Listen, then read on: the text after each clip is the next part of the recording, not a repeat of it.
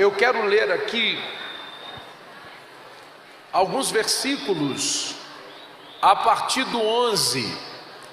Quem achou, diga amém.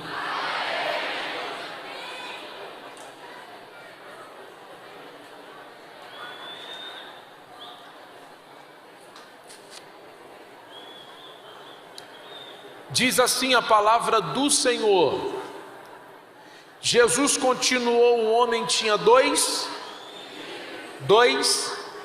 O mais novo reivindicou ao pai: pai, dai-me a parte da herança que eu tenho direito. E consentindo o pai, repartiu sua propriedade entre eles. Não se passou muito tempo, o filho mais novo reuniu tudo o que tinha, partiu para uma terra distante e lá esbanjou todos os seus bens, vivendo de forma irresponsável. Coincidentemente, após haver gasto tudo o que possuía, abateu-se sobre toda aquela região uma grande fome e ele começou a padecer muita. Por esse motivo foi-se empregar-se a um dos cidadãos daquela região, que mandou para o campo a fim de cuidar dos porcos. Ali chegou a ter vontade de encher o seu estômago com as vargens de alfarrobeira com as quais eram alimentados. No entanto, ninguém lhe dava absolutamente nada. Foi quando, caindo em si, falou consigo mesmo: quanto aos empregados de meu pai têm comida com fartura, eu aqui morro de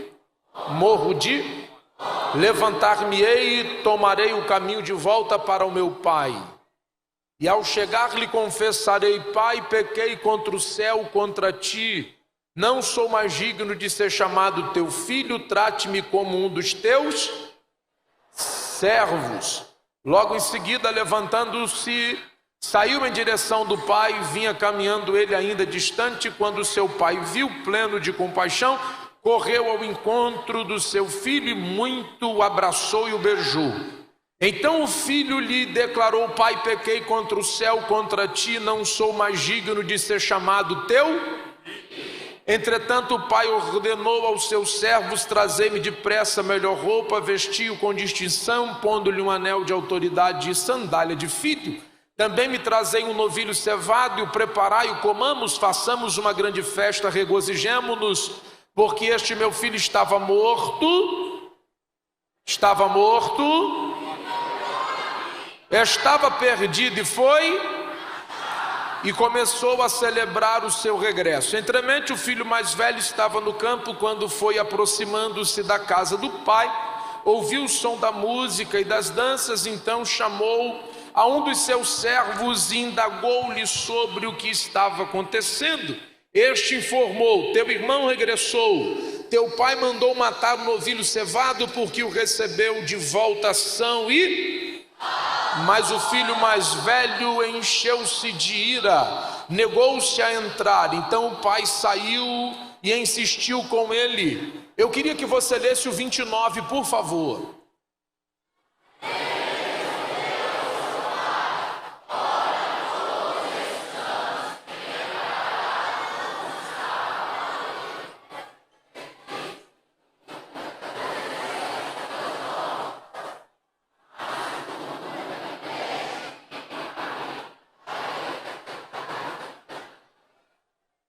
Guarde esse verso. No entanto, chegando em casa esse teu filho que pôs fora os teus bens com as prostitutas, tu ordenaste matar o novilho cevado para ele. Então ele arrasou: pai, meu filho, tu sempre estás comigo, tudo o que possuo igualmente é teu. Eu queria que você lesse o 32.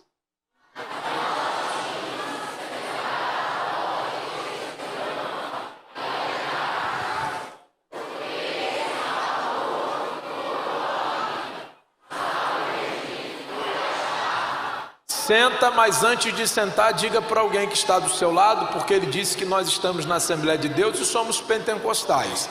Então olhe para alguém que está do seu lado antes de sentar e diga: se você não der glória a Deus perto de mim, eu vou arrumar um jeito de sair de perto de você.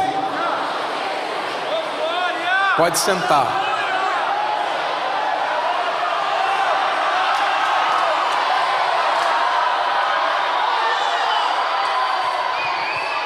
Ô glória! Deixa eu começo devagar mesmo, mas se você me der a tua atenção, eu peço que você me atente ou se atente ao que eu quero dividir com você. O texto que eu li com você é um texto que me incomodou durante algum tempo. Na verdade, o incômodo era meu. Eu estava vivendo alguns conflitos e eu queria que o Espírito de Deus trouxesse algumas respostas ao meu coração a despeito de algumas coisas nas quais eu vinha vivenciando no meu ministério e no relacionamento com os meus irmãos dentro da igreja. E dentro destes questionamentos, eu me debrucei por um tempo no texto que eu li com você, a fim de querer entender algumas coisas. Eu, sem sombra de dúvida, posso lhe dizer que eu não conseguirei falar para você tudo aquilo que eu desejaria, mas prometo-lhe que serei seletivo naquilo que me propus a falar e sintetizar de alguma maneira aquilo que possa acrescentar algo ao seu coração e possa edificar a sua vida. Eu fiz alguns questionamentos ao texto e pedi para que você lesse de forma proposital 2 versículos. A primeira pergunta que eu gostaria de lhe fazer, enquanto lemos o texto, e acredito que você tenha acompanhado a narrativa, é: o filho mais velho entrou na casa ou ficou do lado de fora?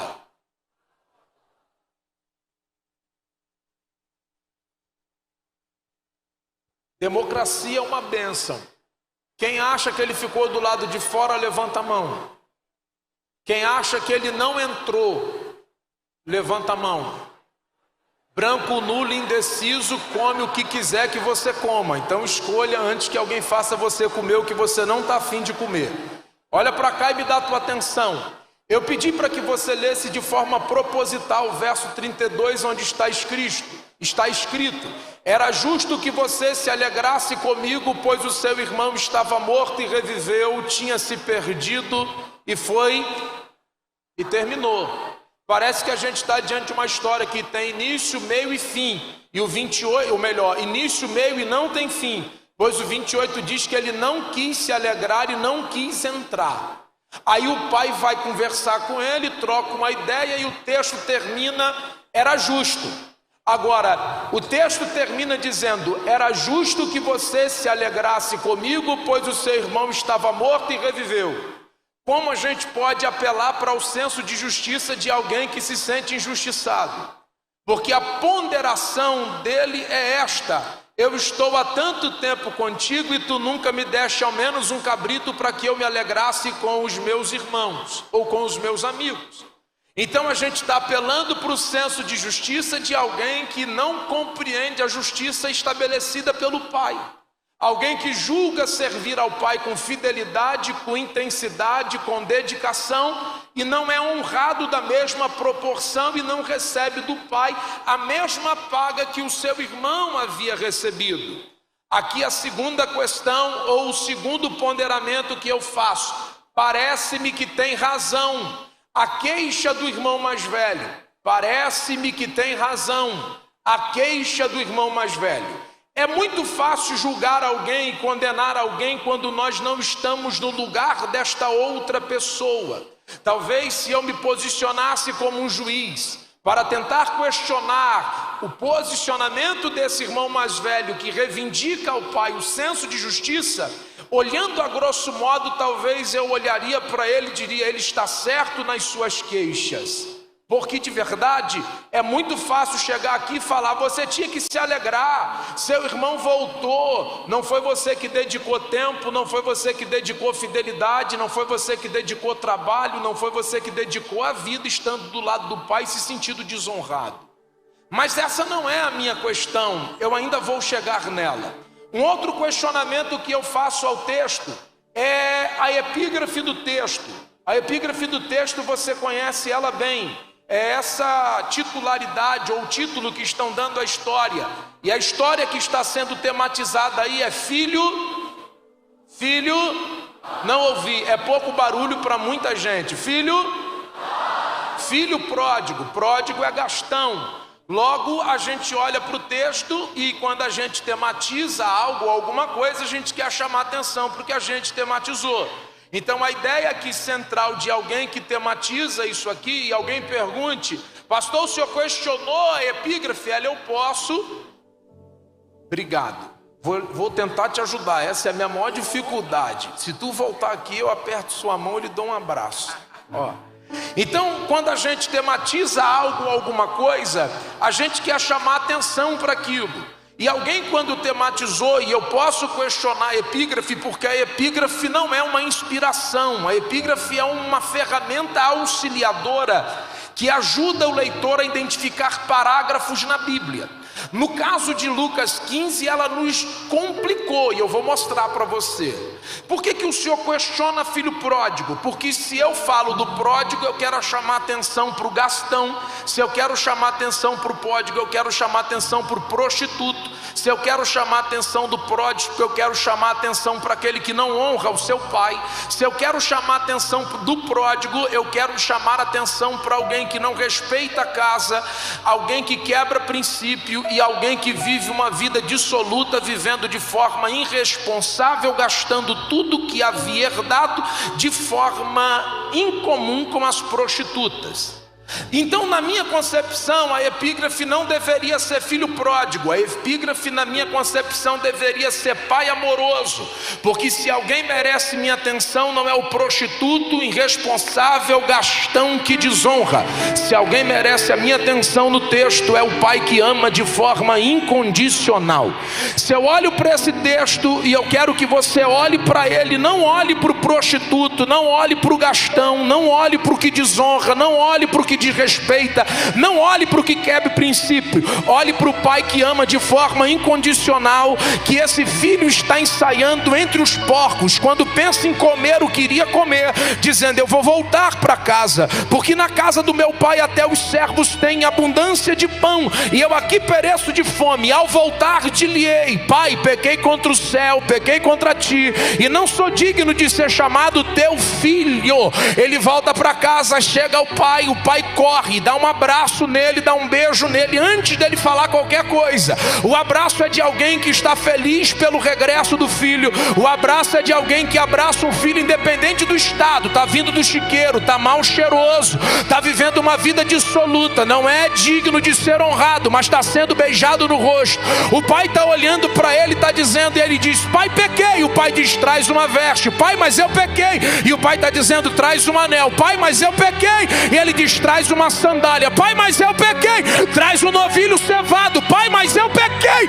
Era justo que você se alegrasse comigo, porque o meu filho estava morto e reviveu, tinha se perdido e foi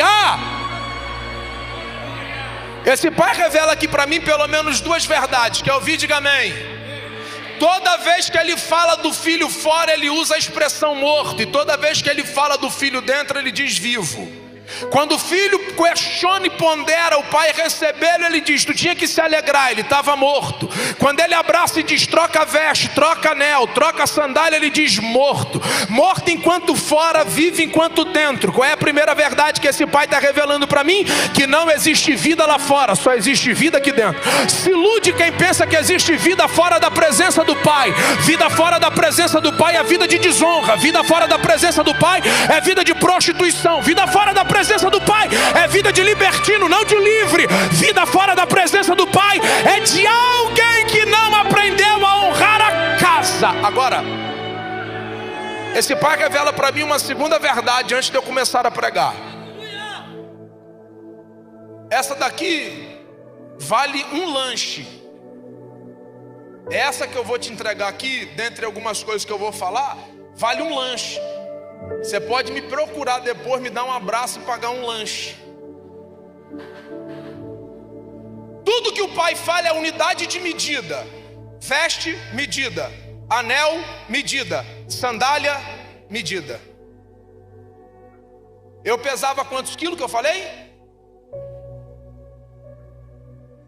Eu uso porque eu gosto, mas já não cabe mais em mim.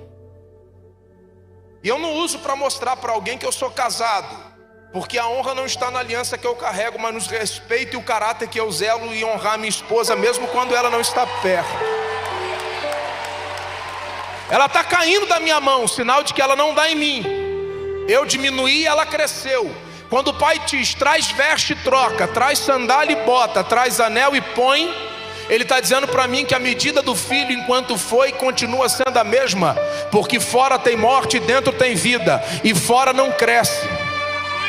Ele tem a mesma medida de quando ele foi, e quando ele volta, ele tem a mesma medida. O que ele deixou ainda cabia. Não entendi, pastor? Explica que eu quero fazer você entender. O pai está dizendo para mim que só existe crescimento enquanto eu estou dentro, porque enquanto eu estou fora eu não cresço. Algumas pessoas estão iludidas achando que vão crescer lá fora, mas não tem vida lá fora, só tem vida aqui dentro.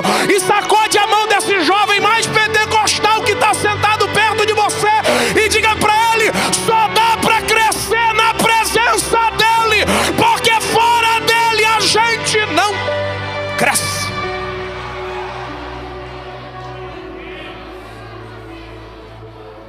Meu Deus! Mas deixa eu mostrar para você aqui. Oh glória, há uma presença de Deus aqui. Quer ver? Quantas parábolas tem em Lucas 15? Quem pode me dizer? Diga amém. Então diga. Oi? Quantas? Quantas? Não ouvi. Quantas? Uma só.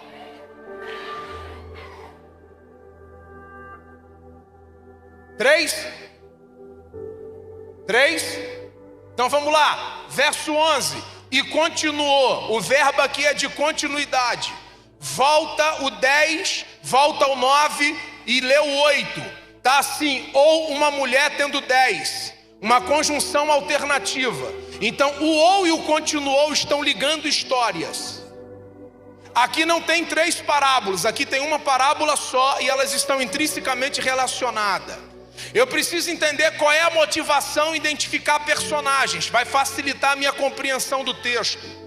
Quando eu leio o verso 1 e o verso 2, eles não são parábolas. O verso 1 e o verso 2 é uma festa. Jesus estava com publicanos, comendo com publicanos, cobradores de impostos, homens que sobrecarregavam o povo com as taxas tributárias, estes considerados pelos escribas e fariseus pecadores. De repente, esses homens chegam próximo a essa festa e param bem na porta, e eles questionam. Ele não sabe com quem come, porque se ele soubesse com quem come, ele não se assentaria à mesa com eles. Verso 1 e verso 2. Jesus, sabendo o que eles pensavam, sai de dentro da casa dos publicanos, cobradores de impostos, para trocar uma ideia com os escribas e fariseus. Qual é a ideia? A ideia é a parábola. Jesus vai pegar todo o contexto do que está envolvido e vai inseri-los dentro de uma história. E ele vai dizer assim: um homem tinha 100 ovelhas, que levava ao campo para pastar, para alimentar. A voltar para casa, chegando ao redil, contou, percebeu que faltava uma, e então, largando ou guardando as 99, foi buscar uma que estava perdida. Ele continua e ele usa a conjunção alternativa dizendo: ou uma mulher que tendo 10 dracmas, perdendo uma, não acende o candeeiro, varre a casa, busca com diligência, e ao encontrar chama as amigas e vizinhos, celebra uma festa. Continuou: um pai tinha 2. Eu vou mostrar para você. O texto do verso 1 e verso 2 começa com casa, termina com casa. Começa com festa, termina com festa. Começa com pecador dentro da casa, termina com pecador dentro da casa. Começa com alguém questionando na porta, termina com alguém questionando na porta. Começa com alguém saindo da casa para conversar com quem está na porta, termina com alguém saindo de casa para conversar com quem está na porta. O verso 1 e o verso 2 tem pecador dentro da casa, o final da história. tem um filho pecador dentro da casa. Começo da história, tem alguém dentro da casa fazendo festa, mas alguém na porta questiona. Verso 1 e verso 2. Final da história, tem alguém na porta questionando a festa de alguém que celebra pelo regresso de alguém dentro da casa.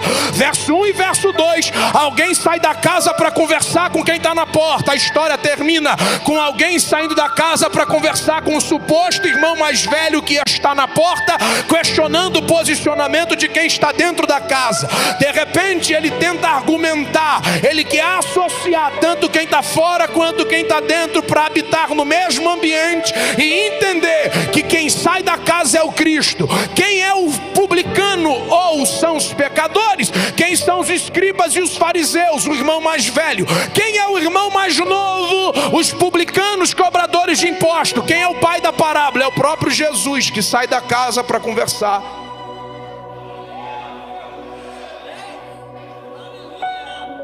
Deu para entender até aqui? Diga amém. Então eu não posso te explicar do 11 para frente sem te fazer entender um pouco, porque não vou ter como lhe falar tudo, mas te explicar um pouco do 10, do 9 e do 8. Quem me ouve diga amém. Então me ajuda a pregar. Quem aqui já perdeu alguma coisa dentro de casa? Levanta a mão. Já perdeu? Sim ou não? Então me ajuda a pregar. Quando você perdeu algo dentro da sua casa, o que você fez? Arrumou a casa ou procurou o que estava perdido? Procurou? Quem procurando o que estava perdido dentro de casa tirou roupas que estavam dobradas dentro de gaveta, jogou em cima da cama, não estava ali. Na ânsia de encontrar o que você perdeu, você pegou o que estava arrumado, embrulhou tudo na mão, jogou dentro da gaveta, fechou a gaveta e tampou a porta. Alguém já fez isso aqui alguma vez na vida, procurando alguma coisa?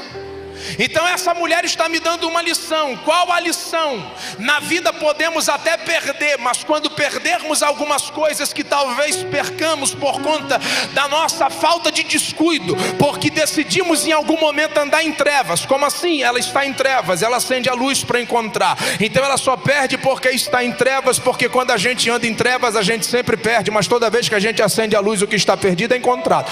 Eu preciso começar a compreender alguns aspectos e entender esta casa. Ela não procura, ela arruma. Mas qual o problema da minha geração? Minha geração não aprendeu a arrumar casa. Minha geração aprendeu a procurar o que está perdido dentro dela. Estamos perdendo valores, estamos perdendo e deixando de valorizar alguns princípios, simplesmente porque quando os perdemos, não quisemos ter o trabalho de arrumar, porque arrumar dá trabalho e procurar parece ser o caminho mais fácil, porque a gente ainda não entendeu que quando a gente está procurando alguma coisa, ao invés de arrumar o ambiente, a gente está bagunçando ele.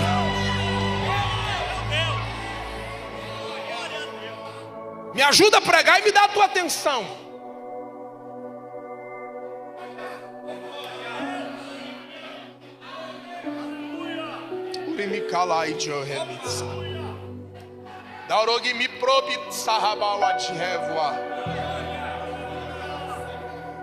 Qual é a prioridade dessa mulher? Achar a dracma, achar a... Então a gente vai começar a compreender com ela que a prioridade dela é a dracma, e a prioridade de Cristo, trazer luz para um ambiente tenebroso. Então eu vou fazer entender uma verdade. Quer ouvir? Diga amém.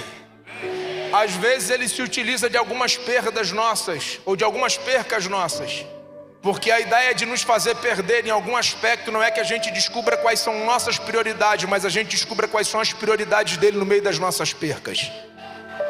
Porque a prioridade dela é achar a dracma, a prioridade dele é fazer ela trazer luz para um ambiente de treva. Mas por que a gente não quer trazer luz para um ambiente onde a gente perdeu? A gente não quer trazer luz para um ambiente que a gente perdeu porque a luz é expositora, e toda vez que a gente acende luz em ambiente escuro, tudo que não era visto agora é visto. E algumas pessoas da minha geração, quando se perdem, não querem acender luz, não pedem ajuda, não pedem socorro, não pedem auxílio. Por quê? Porque elas acham que em trevas vão encontrar o que elas perderam e ainda não perceberam, porque já faltou luz na tua casa, e quando tu foi procurar em ambientes escuros, tu tropeçou num ambiente conhecido, e se machucou num ambiente onde tu sabia onde estavam todos os móveis, mas as trevas não deixou você perceber que aquele ambiente desconhecido se tornou desconhecido, porque você não tem visão plena das coisas. A minha geração está se machucando porque ela não quer acender a luz, ela está perdendo, mas ela não quer ter o trabalho de arrumar a vida.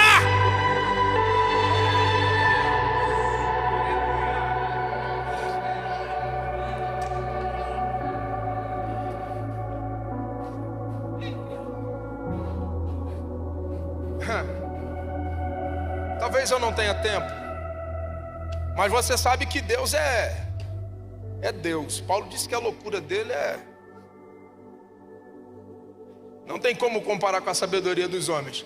Você pega que só Deus para fazer o negócio dele, né? Ele arranca o povo do Egito e tem uma mirabolante ideia. Esse povo está cativo há 400 anos, sem cultura espiritual, religiosa, decaído e caído eticamente, moralmente, espiritualmente. E ele tem uma ideia: vou arrancar vocês de lá e ainda vou morar no meio de vocês. Aí ele escreve o livro de Levítico, que na verdade a palavra é Vaikra, e Vaikra quer dizer o chamou. Então Levítico é um o chamado. E o chamado para quê? A santidade, porque no livro de Levítico vai aparecer aproximadamente 93 vezes a palavra santo, santidade e santificação. É o livro que você vai mais encontrar a palavra santo, santidade e santificação. É em Levítico que você vai encontrar sede santo porque eu sou. Ele não disse sede santo como o Bíblia é santo, ele disse sede santo como eu sou. Se você estabelece seu padrão de santidade pelo irmão que caminha do seu lado, seu padrão de santidade é medíocre.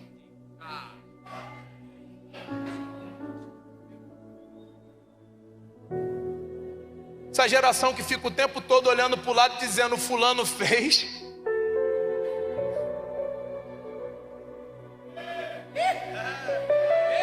Ele não falou para ser como o Bira, ele falou para ser como ele é. Vou habitar no meio de vocês. Aí para piorar, eu não sei se é para piorar ou para melhorar. Ele disse assim: vou desfazer do tabernáculo e decidir o quê? Morar dentro de você. Ele agora não é um tabernáculo que monta e desmonta e que ele está no meio. Ele agora decidiu fazer de você.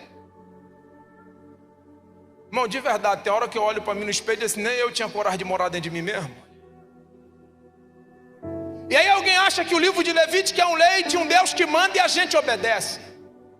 Deixa eu ver se eu acho aqui para me ajudar. Qual a idade dela? 5. Qual é o nome dela? Esther. Desculpa, eu imitei seu sotaque sem querer, você viu? Esther, você tem quantos anos? Ô Esther, você é linda. Deixa eu te fazer uma pergunta. Pode mentir? Esther, pode pegar as coisas do amiguinho? Pode responder mal a mamãe? Pode desobedecer o papai? Você já parou que Moisés passou 40 dias no monte para descer de lá com mandamentos, e nos mandamentos assim, ó, não minta, não roube, é pífio e medíocre as orientações, porque não precisa passar 40 dias no monte para escrever não minta, não roube, não adultere. Se a Esther com 5 anos tem consciência de que não pode mentir, que não pode desonrar, por que ele vai passar 40 dias para descer com esses mandamentos que é tão medíocre? Já parou para pensar na mediocridade dos 10 mandamentos? A Esther sabe que não pode mentir.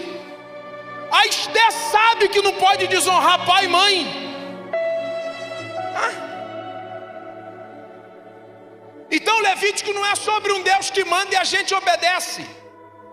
É um Deus que nos orienta. Há um povo que não tem padrão ético, moral e nem espiritual, porque é lá que ele vai falar: homem com homem não se deitará. Para você ver como é que está distorcida a mentalidade da galera que vem do Egito. É lá que ele vai falar: ó, não veja a nudez do seu filho, não veja a nudez da sua filha. O pai não se deitará com a filha, o irmão não se deitará com a irmã. Você vê como é que o conceito de moral. Aí eu paro para pensar. Ele coloca uma árvore no jardim. Deixa eu te perguntar, O que ele proibiu Adão de comer? O que ele proibiu? O quê? Ele não proibiu nada, ele orientou a não. O problema da gente é que a gente tem dificuldade com o não e acha que o não é negação. E os não de Deus não são negações. Os não de Deus são advertência. Se fosse proibido, Adão não comeria. Ele só orientou a não fazer. Como a Esté sabe, nós sabemos, ele não nos proibiu de adulterar, mentir, roubar, enganar, não honrar.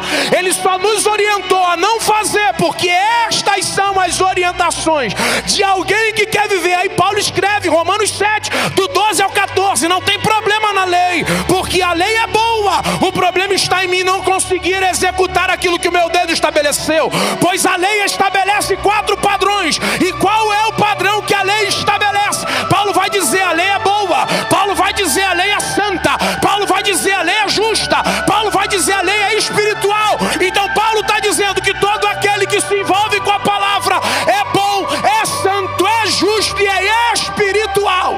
Então por que o nosso padrão de espiritualidade caiu? Por que o nosso padrão de santidade caiu?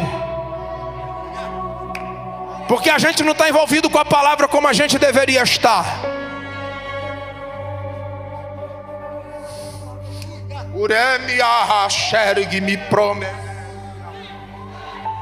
Há uma graça de Deus aqui.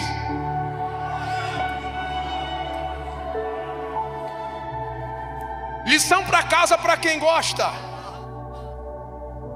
Depois pega o livro de Jonas e lê. Você vai encontrar lá 5 ordens. Quantas ordens? Baleia, tempestade, verme, aboboreira e Jonas. Já te dei a dica. 5 ordens: tempestade, baleia, aboboreira, verme e Jonas. A tempestade obedeceu, a baleia obedeceu, a aboboreira obedeceu, o verme obedeceu, e o único que desobedeceu é a ausência do envolvimento com a palavra, que está tornando a gente tão desobediente a ponto de perder para o verme. Provoca esse crente que está do teu lado, por gentileza, e diga para ele: o sol não nasce de noite e a lua não vem de dia. O mar obedece o comando e está limitado. A terra tem a sua porção e o firmamento obedece às suas ordens. Toda a natureza faz conforme as ordens que recebeu. A abóbora não dá batata, a batata não dá melancia. Tudo funciona conforme as ordens estabelecidas. Nesse sistema, os únicos que desobedecem a Deus somos. Provoca esse crente que está do teu lado e diga assim: vai perder por verme até quando? Pergunta para ele aí. Me ajuda a pregar, eu vou te ajudar. Me ajuda a pregar, eu vou te ajudar. Sacode esse moço e essa moça que está do teu lado e diga: você é melhor que o verme.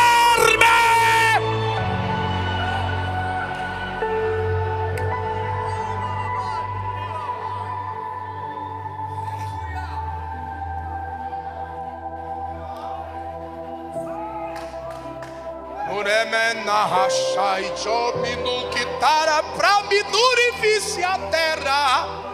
É uma gracumina rassuri me prominaia. Que ele restaure o temor da minha geração, porque eu acredito nela.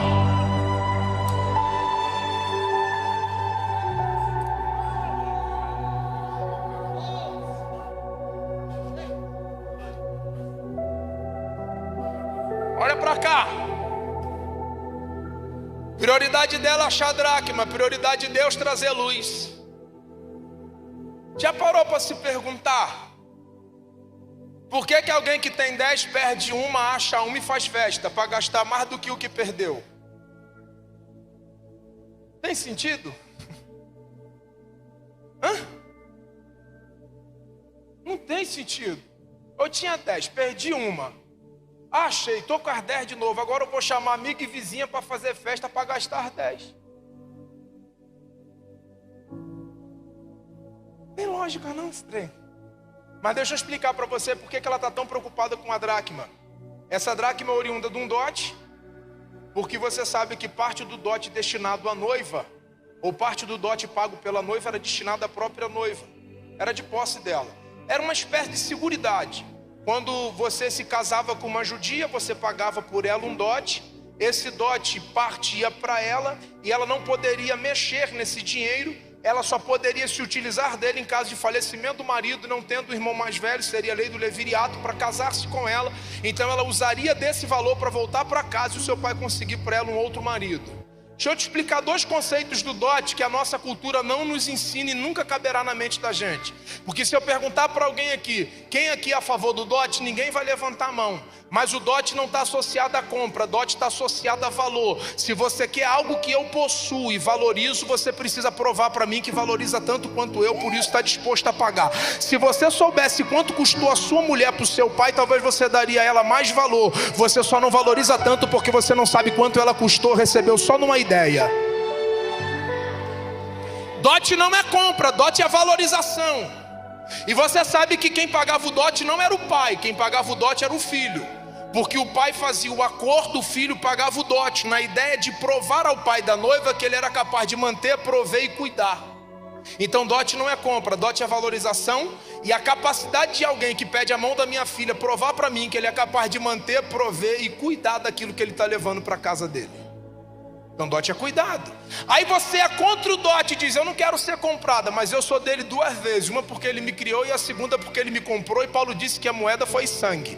Quem faz o acordo na cultura é o pai, mas quem paga o preço é o noivo. Lembra que no Éden o pai fez o acordo, disse: vai nascer um da barriga dela que vai esmagar a tua cabeça. No Getsemane o filho pagou o preço, porque quem paga é o preço, é o noivo, não é o pai. O pai só faz o acordo, e depois que o pai faz o acordo, quem vai gerir o recurso é o noivo. Então o noivo desce para mostrar para o pai que ele é capaz de manter, prover e cuidar. Ele é capaz de manter, prover e cuidar. Ele é capaz de manter.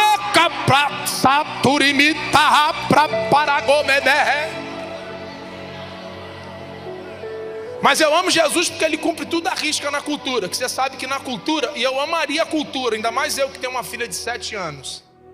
O cara chegar na minha casa e falar: queria namorar com a sua filha. Faz o que é da vida? Estudo. Estudante não paga dote. Tem dinheiro nem para se manter.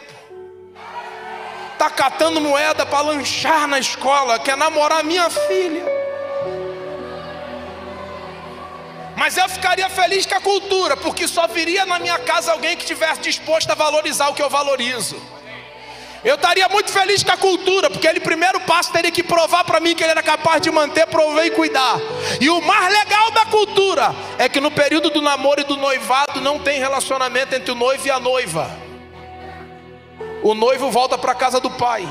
Ele tem um interlocutor chamado de amigo do noivo, que no período do noivado funciona assim: do noivo para a noiva ele traz joias, presentes. As joias ela vai usar no dia do casamento, adorno. Porque da noiva para o noivo é notícia, do noivo para a noiva é presente. Jesus cumpre toda a cultura. No Éden o pai faz o acordo, no Getsemane o filho paga o preço. Passa 40 dias, volta para a casa do pai e manda um amigo para tomar conta da noiva. É o interlocutor, conhece ele? Paulo disse em Romanos 6: ele geme por nós com gemidos inexprimíveis. Do noivo para a noiva ele traz presentes, são 9 dons. Ele adorna a igreja, e no dia que ele voltar para a gente se apresentar, nós prestaremos conta dos dons que recebemos.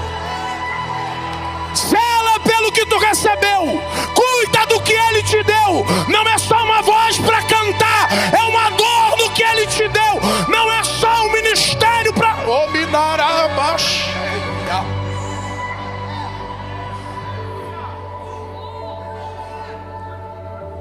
No dia que ele voltar, na hora do casamento, eu vou ter que me apresentar para ele com os adornos. Mas eu amo porque do noivo para a noiva é presente, e da noiva para o noivo é notícia. Aí Paulo em Romanos 6 disse: há 3 gemidos. Nós que estamos em Cristo gememos por causa do pecado. A natureza por causa do pecado geme, mas há um gemido que é inexprimível. É o amigo que de lá para cá traz presente, mas daqui para lá leva notícia. Tem alguém para profetizar para alguém? Sacode a mão desse crente que está do teu lado e diga assim: hoje o céu. Não, diga: hoje o céu Do noivo para a noiva traz adorno. Prepare-se, porque ele vai te experimentar e te entregar dons espirituais, e você será usado como você nunca foi.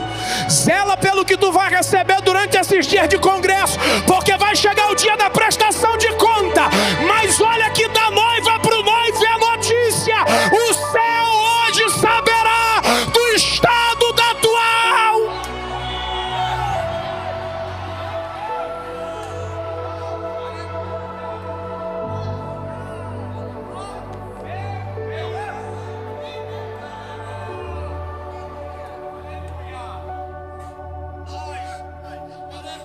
Me ajuda a pregar, que eu tenho pouco tempo.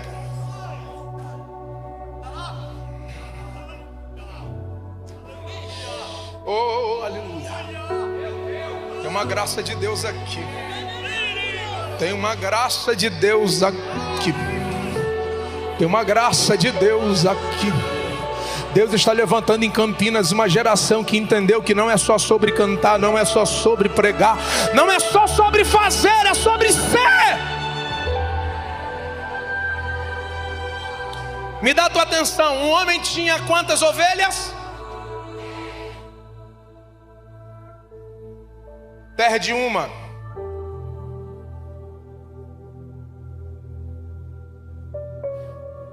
É rápido. Capacidade visual da ovelha, 3 metros. Capacidade auditiva da ovelha, fora do comum. Por isso que ele diz que a ovelha conhece pela voz. A voz do pastor. Visualmente a ovelha enxerga muito pouco, 3 metros. Mas auditivamente a sua capacidade auditiva é fora do comum. Agora, a ovelha sabe que ela está perdida porque ela não ouve a voz e não vê ninguém igual a ela. Agora me ajuda. O salmista fez uma oração, e que foi o texto usado pela minha irmã na hora do ofertório. O salmista fez um pedido. Qual foi o pedido? Unge a minha, unge a minha, unge a minha. Você sabe por que ele pede para ungir a cabeça? Porque todo pastor de ovelha zeloso, no final do dia, colocava um aroma e um azeite sobre a cabeça da ovelha. Porque como a sua capacidade auditiva é muito grande, qualquer vespa que se aproxime dela durante a noite vai roubar dela a capacidade de produzir. Porque quanto mais ela repousar e quanto mais ela descansar, mais lã ela produz. Então logo, se alguma vespa ou algum animal que voe em volta dela tire o seu sono, tira dela a capacidade de produzir. Então por que se ungir a cabeça da ovelha? Para manter afastada as vespas. Porque se uma vespa entrasse dentro de um ouvido da ovelha, por conta da sua grande capacidade auditiva, faria com que ela se precipitasse, lançasse a sua cabeça sobre alguma coisa, para poder acabar com o barulho do zunido dentro da sua cabeça, porque era insuportável. Então logo ela se suicidava. Então a gente está vendo um grau de suicídio muito grande, porque está faltando óleo sobre a...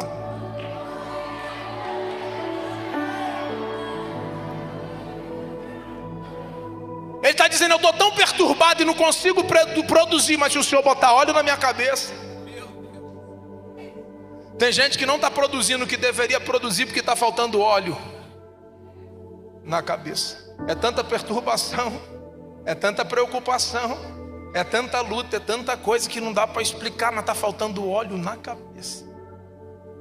Mas ele perde uma ovelha, ele vai buscar. Olha para cá, porque eu disse assim: começa com casa e termina com? Começa com casa e termina com? Eu moro em casa, a ovelha mora em aprisco. Então aprisco seria a casa da ovelha. Então a ovelha está perdida onde? Fora de... Então a primeira história, que não são 3, é uma só, mas só para facilitar o entendimento, Jesus está falando de uma ovelha perdida fora de casa. Aí ele emenda, ou uma mulher tendo 10. E agora ele fala de uma dracma. Essa dracma não está fora, essa dracma está... Então a gente tem uma ovelha perdida fora e uma moeda perdida. A ovelha sabe que está perdida, porque ela tem senso e instinto. A moeda está dentro, mas não sabe que está. Aí ele fala assim: continuando, um pai tinha 2. Quantos perdidos? 1 ou 2? 2 por quê? Dedução, um dentro e um. Então vamos lá. Quando a gente identifica o personagem, facilita. Jesus pegou os escribas e os fariseus, que é os crentes, colocou como filho mais velho. Pegou o publicano, colocou como filho mais novo, que vivia uma vida dissoluta de prostituição, roubando e enganando o povo. Jesus no meio dos dois cenários, entre os crentes e os profanos, de repente com os profanos sendo questionado pelos crentes, deixa os profanos e vem conversar com os crentes. E a conversa com o crente é essa aqui: um homem tinha 100, uma ovelha perdida fora. Uma mulher tinha 10, perdida uma dentro. Um pai tinha 2. E aí você diz que é 2 porque tem um fora e um. Eu li o 12. E o 12 está assim. Melhor, vou melhorar para você entender. Eu pedi para você ler o 29. Você viu o que estava no 29? Estou há tanto tempo contigo e tu nunca me deste um cabrito para que eu me alegrasse com os meus? Nunca me deu nada. Nunca me deu? Lê o 12 aí para mim, por favor, se você encontrar. Isso, me ajuda, vai. Mas o mais...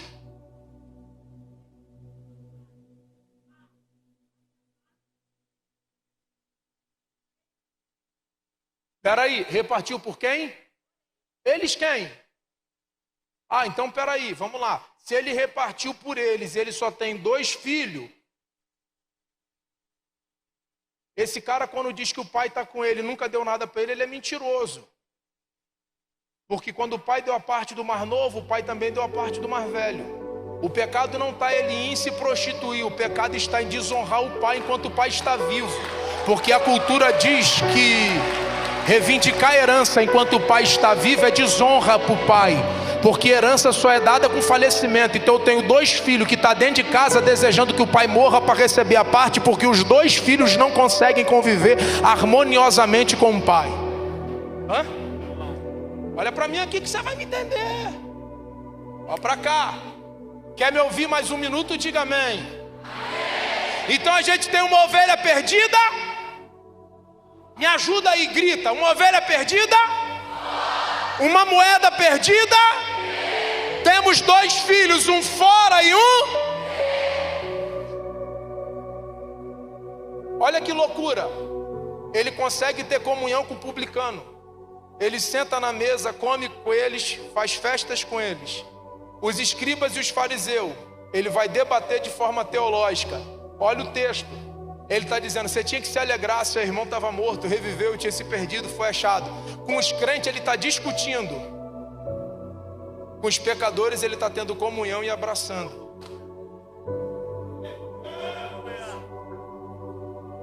Quer ouvir? Diga amém. Ele lida melhor com a sinceridade de um pecador do que com a hipocrisia de um santo.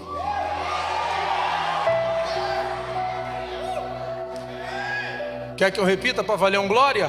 Ele lida melhor com a sinceridade de um pecador do que com a hipocrisia de um santo. Olha a diferença do tratamento para o pecador. Pequei, arrependido, voltei. Traz veste, troca ele. Pequei, traz anel, bota no dedo. Pequei, traz sandália, bota no pé. Pequei, manda matar o novilho cevado, estava morto, reviveu, se perdeu, mas se há. E o mais velho, a gente está discutindo teologicamente para ver quem tem razão ou quem não tem. Meu Deus! Gente travestida de santidade. Gente hipócrita que se escondeu atrás de uma capa.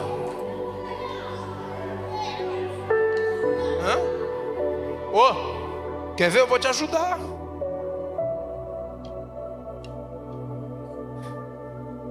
Eu não conheço aqui, mas por certo em algum lugar aqui tem algum ponto de prostituição, sim ou não? Se a gente for lá e pregar para prostituta, você vai ver ela chorando. Talvez ela só não tenha força para mudar de vida, e o que ela mais precisa é um abraço.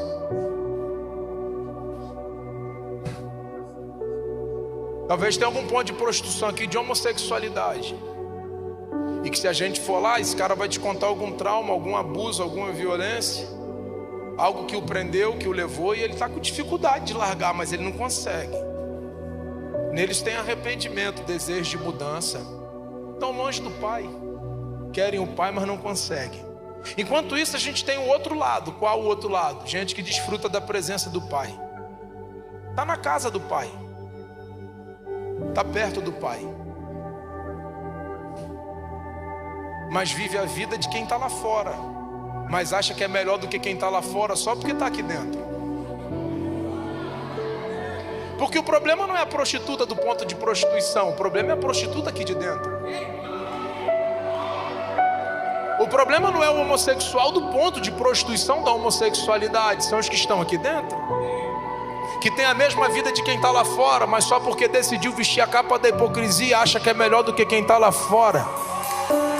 E aí a gente vive convivendo com gente aqui dentro que é pior do que gente que está lá fora, mas acha que é melhor só porque carrega uma Bíblia, só porque bota uma gravata maneirinha, só porque acha que botou um terno legal, só porque botou um sapato mocassine, mas ainda não entendeu o que é viver na presença.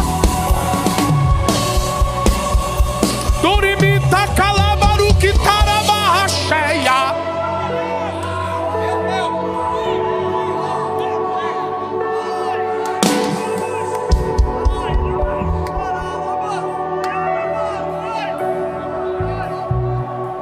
Ele não me chamou como juiz do meu irmão, ele me chamou como ajudador do meu irmão. Te ajudei na coreografia, agora é tua vez de me ajudar. Vai lá, vai lá. Não é por nada não, eu podia fazer o pródigo, mas tu é o pródigo. Me dá tua atenção, olha para mim aqui. Cultura: o filho que desonra o pai é condenado à morte. Em alguns casos ele é pendurado na entrada da cidade para que se diga: assim se faz a quem desonra o pai. Ele serve de exemplo. Então para a cultura funciona assim: desonrou o pai, desrespeitou a casa, qualquer um dos colonos pode pegar e matar. Aí o pródigo está voltando, dá uns 3 passinhos aí. Você está voltando, isso, está voltando, para aí. O pai avistou o pródigo voltando. O pródigo está voltando. O que o pai fez? O que o pai fez? Mas ele não corre só porque ele está com saudade.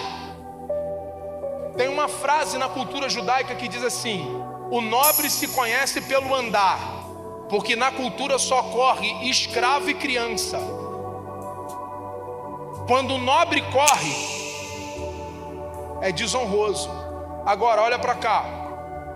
O que chamaria mais atenção numa comunidade? Alguém que não está habituado a correr, ou um pecador? Pecador a gente está vendo toda hora, o que a gente não está vendo a todo momento é nobre correndo. O pai corre não é porque o pai está afim de correr, o pai corre porque o pai está dizendo para a comunidade: eu preciso alcançá-lo antes que alguém chegue nele. Não, tu não entendeu não. Quando ele volta, o pai está dizendo: se alguém chegar nele antes de mim, podem matá-lo, e matarão a ele dentro da legalidade, porque ele desonrou a casa. Mas quando ele diz: eu corro, quando ele corre, ele está dizendo: eu não quero que vocês olhem para a vergonha dele, eu quero que vocês olhem para a minha vergonha, para que vocês entendam o que eu estou disposto a fazer para tê-lo de volta. Ah, é pouco glória para a quantidade de gente.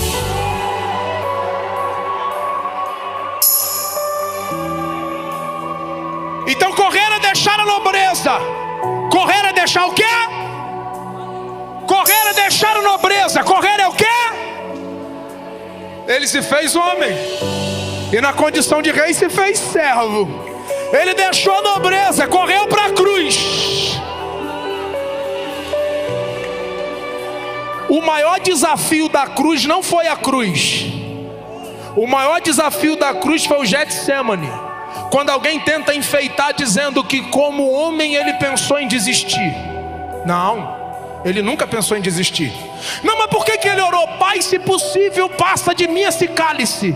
Não, é que você não entendeu que a única coisa que causa separação entre Deus e o homem é o pecado. Foi a única vez que você vai ver a triunidade, porque não é trindade, é 3 com uma unidade só. É a única vez que você vai ver a triunidade se separando, aonde o Pai e o Espírito não têm comunhão com o Filho, porque no Getsemane ele abraça o pecado da humanidade. O nobre deixa a sua nobreza e diz assim: passa de mim esse cálice. Eu nunca me vi longe da triunidade, eu nunca me vi longe do meu Pai, eu nunca me vi longe longe do Deus Espírito, e eu vou ter que me separar por causa do pecado da humanidade. Por causa do pecado da humanidade, Ele deixou a sua glória, Ele desceu a terra e correu.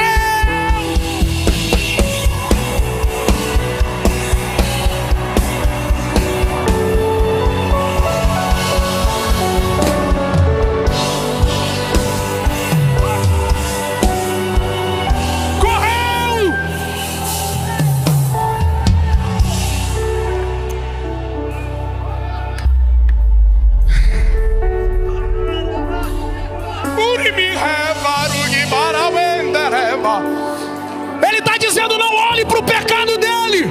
Talvez alguém entrou aqui e o diabo está dizendo: você não merecia estar, você não é digno para cantar, você não é digno para pregar, você não é digno para tocar. E ele está dizendo: eu desci, eu larguei a minha... Aí, ó. E outro dia um jovem perguntou para mim: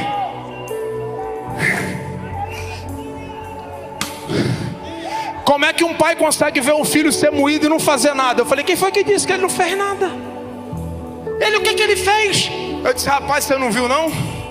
Ele: não. Eu falei: rapaz, você tinha que ter visto. Lembra não, no Velho Testamento, todo um filho que morria, o que o pai fazia? Rasgava a veste, sinal de protesto. Já está perdendo tudo. Mas quando os filhos morrem, ele rasga, joga a terra.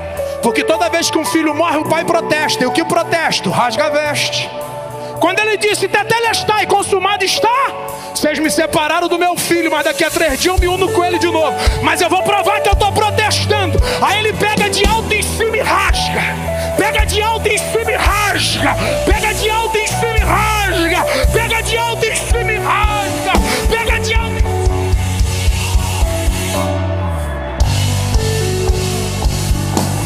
Ele morreu a minha morte para que eu vivesse a sua vida, a sua vida, a sua.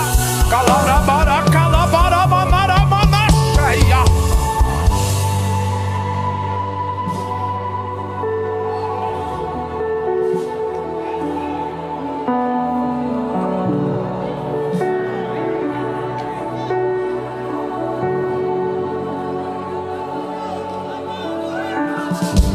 Eu não merecia estar aqui não, gente.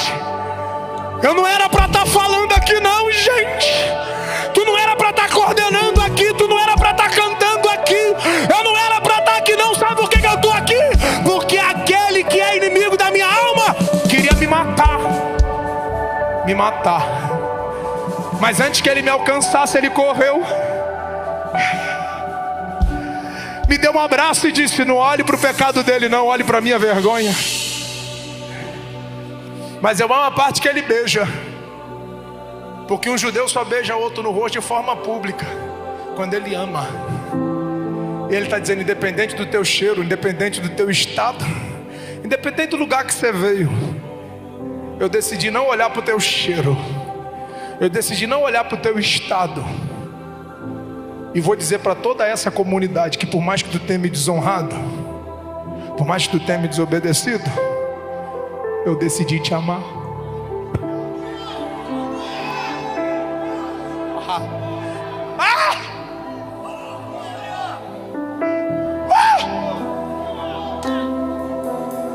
Um dia eu trabalhei um tempo com libertação, mas eu nunca gostei de interrogar ninguém, em nome de Jesus. Mas um dia eu peguei uma senhora e eu estava repreendendo o espírito que estava sobre ela. E de repente ela começou a gritar: eu te odeio, eu te odeio, eu te odeio. Eu sabia que não era ela. Aí eu disse para ela assim, para o que estava nela: também não gosto de você. Mas do nada veio um insight e disse assim: pergunta por que ele te odeia. E eu perguntei para ela: por que você me odeia?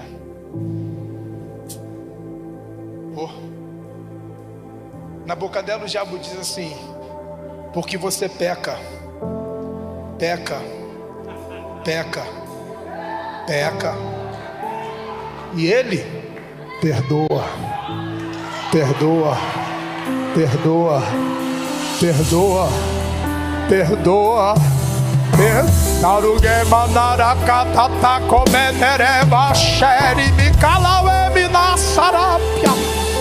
E eu vi angústia no olho daquela mulher.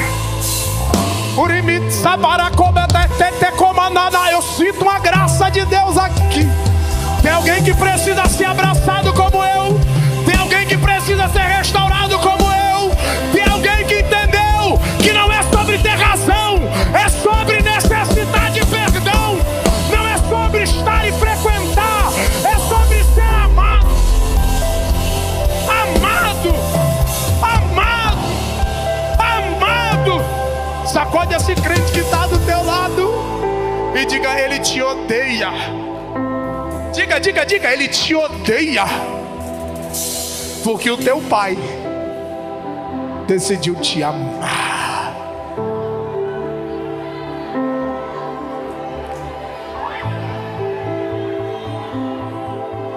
E aí eu vou pedir permissão, porque eu já passei do horário. Você me perdoa, meu pastor, que eu passei.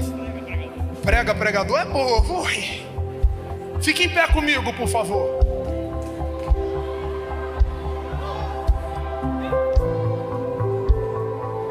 Olha para mim aqui. Você vai sair daqui hoje com uma outra consciência. Não é porque Ele me perdoa que eu vivo uma vida de pecado.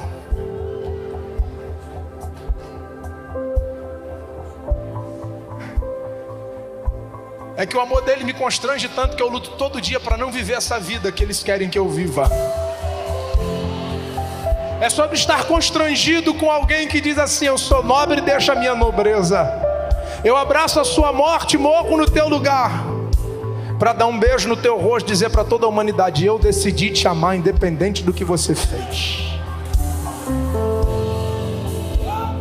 Só que tem um problema, pregador. Olha para mim aqui, não vai embora não, fica aí que eu quero te entregar um negócio ainda. Ele volta para casa, mas a mentalidade ainda não é mudada, porque ele diz assim: ó, me trate como um dos teus servos. E tem 3 vertentes para servo no grego: paidos, doulos e michos. Paidos é trabalhador voluntário, michos é o trabalhador compromissado, e doulos é o prestador de serviço.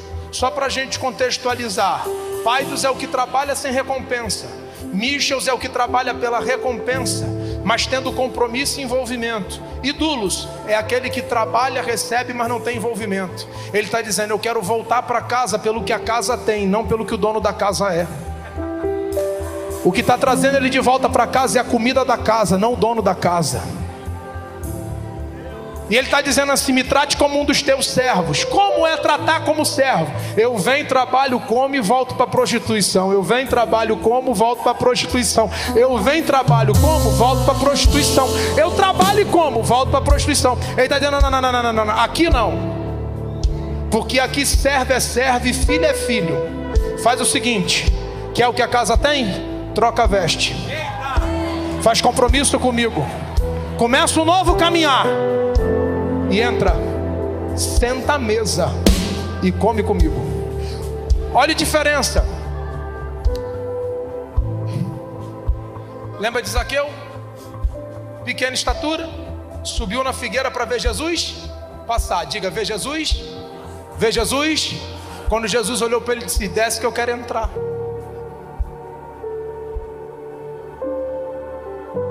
Ele quer o quê?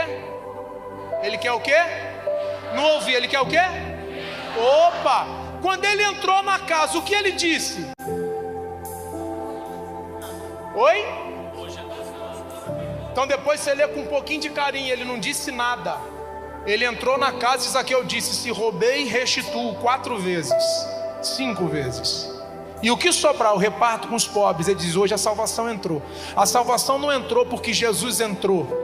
A salvação entrou porque o morador da casa decidiu mudar.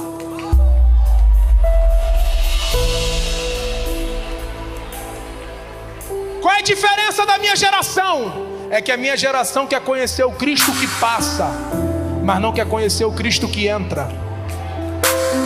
O Cristo que passa não muda a vida, e Zaqueu continua sendo Zaqueu, mas o Cristo que entra constrange. Lembra que eu falei que só sendo Deus, né? Para arrancar o povo do Egito com um montão de cultura falida e dizer assim: vou habitar no meio de vocês. E só sendo Deus para mudar o tabernáculo, para morar dentro da gente. Agora tu imagina o Deus que decidiu morar dentro da gente, querendo estabelecer a nós conceito de justiça, santidade e espiritualidade, e dizendo: eu moro dentro de você, eu moro dentro de você, eu moro dentro de você, eu moro dentro de você. Então faz o seguinte, que é o que a casa tem, vem morar comigo dentro da casa. A vida que você vive fora não serve, tem que mudar de vida. Entra comigo, vive comigo aqui dentro e deixa eu habitar dentro de você. Então lembra, ele mora dentro de você, e morando dentro de você não dá mais para ir naquele motel e achar que você está sozinho. Não dá mais para deitar com o namorado sem ser casado. Você tem um Deus que mora dentro de você, ele elevou o padrão de santidade.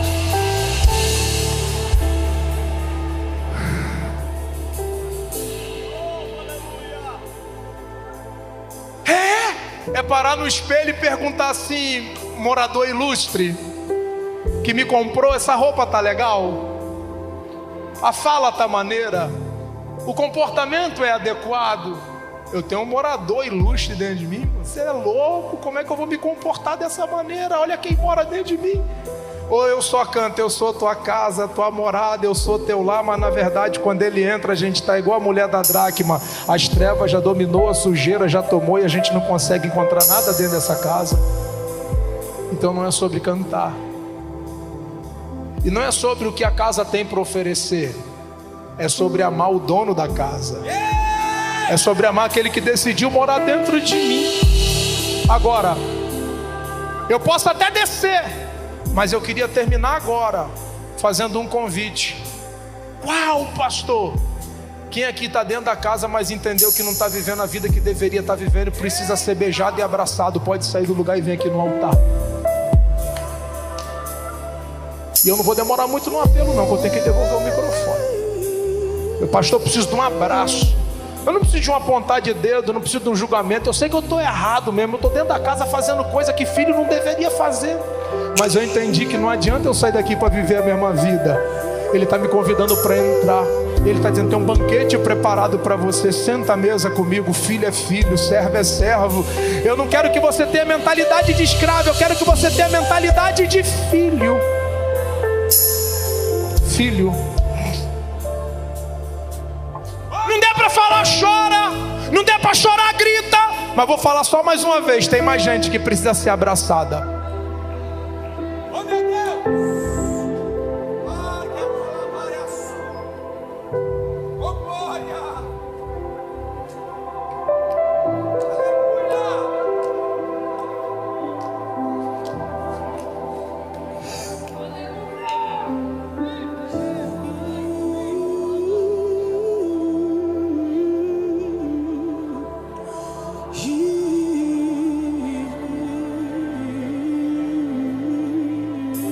Eu disse que é um texto que tem início, eu disse que é um texto que não tem meio, e parece não ter. Era justo que você se alegrasse comigo. Teu irmão estava morto e reviveu, tinha se perdido e foi achado. E por que esse é um texto que tem início, meio e não tem fim? Porque o fim de todo pródigo não termina no texto de Lucas 15. O fim de todo pródigo que decide entrar ou ficar do lado de fora não está na mão do publicano, está na minha mão. Ou eu continuo do lado de fora, ou eu sou convencido e entro para cear com ele. Ou eu sou convencido e entro para cear com ele. Ou eu sou convencido e entro para cear com ele. Quem determina o final de Lucas 15 é todo pródigo que quer mudança. Quem determina